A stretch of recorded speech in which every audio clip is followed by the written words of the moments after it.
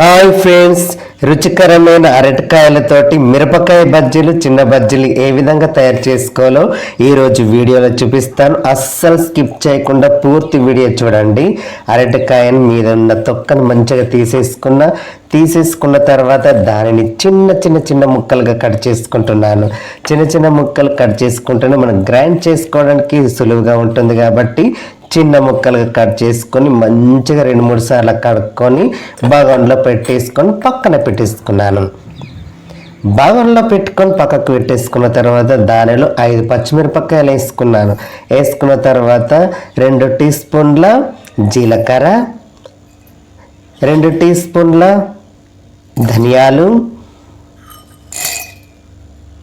శనగపప్పు 2 టీ స్పూన్ల శనగపప్పు, 1 టీ స్పూన్ ఉప్పు, 1 టీ స్పూన్ పసుపు, చిన్నగా ముక్కలు కట్ చేసుకున్న మిరపకాయలు వేసేస్తున్నాను.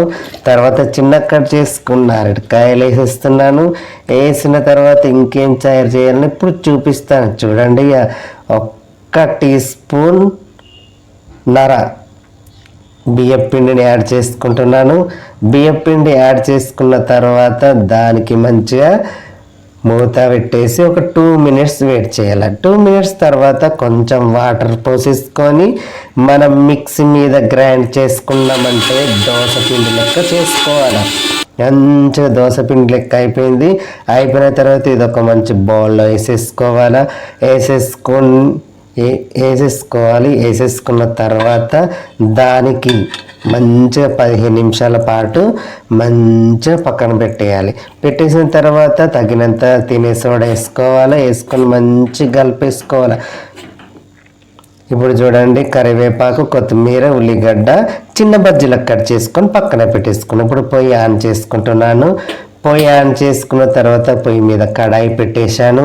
కడాయి మంచిగా గరం అవుతున్నది. గరం అయిన తర్వాత తగినంత నూనె పోసుకుంటున్నాను. బజ్జీలకు సరిపడా నూనె పోసుకున్న తర్వాత నూనె మంచిగా వేడెక్కనియాలి.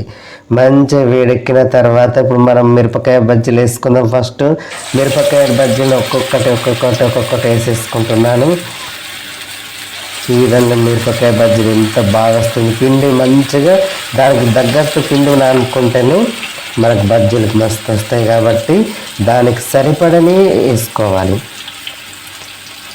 మిరపకాయ బజ్జీలు నూనెలు వేసేసాను. ఒక 2 మినిట్స్ ఒక సైడు వేగే విధంగా ఉంచుకోవాలి. వేగిన తర్వాత మనం టర్న్ చేసుకోవాలి. ఇంకా ప్లేస్ ఉంది కాబట్టి ఇంకొక 2-3 బజ్జీలు వేసుకుందాము.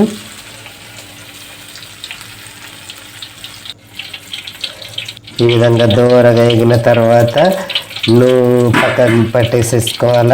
పక్కన పెట్టేసుకుంటే మిరపకాయ బజ్జీ తింటే, అరటికాయ మిరపకాయ బజ్జీ తింటే అదరహ.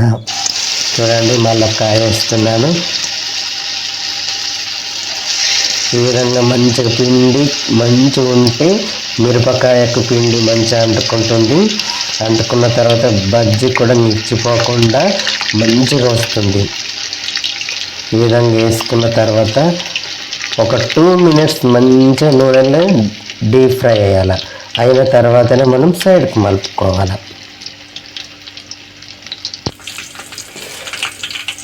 మనకి ఏ విధంగా కావాలనుకుంటే ఆ విధంగా మనము కాల్చుకోవాలి. చూడండి, మిరపకాయ బజ్జీలు అయిపోతున్నాయి. అరటికాయతోటి మిరపకాయ బజ్జీలు వెరైటీ రెసిపీ. తింటే మాత్రము నోరు ఊరిపోవాల్సిందే. ఈ విధంగా చూడండి, మనం టర్న్ చేసుకుంటూ ఉండాలి.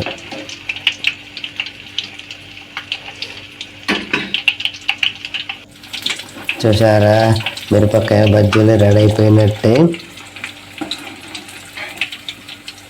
మంచిగా దూరగా కాలేసిన తర్వాత మనం తీసేసుకోవాలి.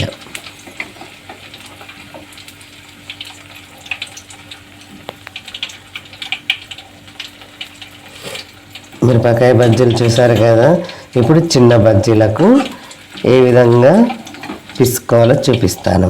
అదే పిండిలో ఇప్పుడు ఉల్లిగడ్డ, కొత్తిమీర, కరివేపాకు వేసి మంచిగా పిండిలో మంచిగా కలిసే విధంగా కలుపుకోవాలి. కలుపుకున్న తర్వాత మంచి మిశ్రమాన్ని మనము ఒక్కొక్కటి చిన్న బజ్జీలాగా వేసేసుకోవాలండి. స్పూన్తో వేసుకుంటాను, ఎందుకంటే స్పూన్తో వేసుకుంటే కరెక్ట్ బజ్జీ సైజ్ అవుతుంది కాబట్టి స్పూన్తో వేస్తున్నాను. ఈ విధంగా చూడండి, ఒక్కొక్కటి వేసుకోవాలి. అందులో పట్టీలు అన్నీ వేసుకొని ఒక 2 minutes ఒక సైడ్ కాలిన తర్వాత మనం టర్న్ చేసుకోవాలి. వెరైటీ క్రిస్పీ అరటికాయ చిన్న బజ్జీలు రెడీ అయిపోతున్నాయి చూడండి. ఈ విధంగా మంచిగా గోలినాయి, మంచిగా నూనెలో మంచిగా డీప్ ఫ్రై అయినాయి, తీసేసుకోవాలి. ఈ విధంగా ఒక అయిన తర్వాత మళ్ళీ ఒక వేసేసుకుంటున్నాను. Same process. అదే విధంగా చిన్న బజ్జీల సైజు మనము నూనెలో వేసుకొని మంచిగా డీప్ ఫ్రై చేసుకోవాలి.